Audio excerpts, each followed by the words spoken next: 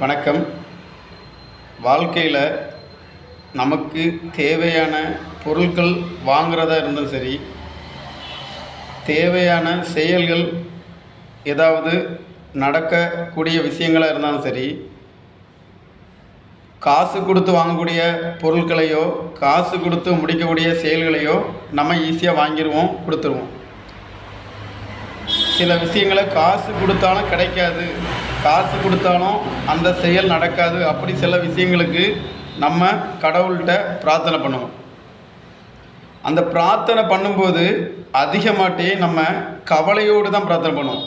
அதாவது எனக்கு நல்ல வேலை கிடைக்கணும், நல்ல வேலை கிடைக்கணும்னு நம்ம கடவுள்கிட்ட பிரார்த்தனை பண்ணும்போது கிடைக்கணும்னு சொல்லி நம்ம எதிர்கால இதில் தான் இருப்போமே தவிர அந்த ஒரு நடைமுறைக்கு தகுந்தவாறு உள்ள விஷயங்களை நம்ம சிந்திக்க மாட்டோம்.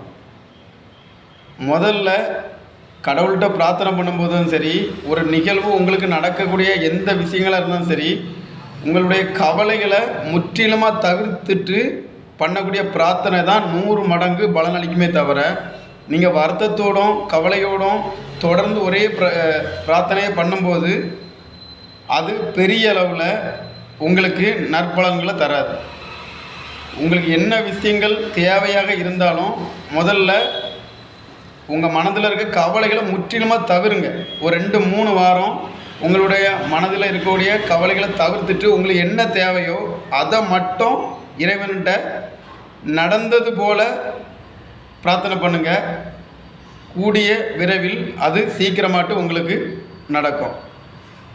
மனதை வளப்படுத்துவோம், மனதை நேர்மறையாக ஆக்குவோம். நன்றி.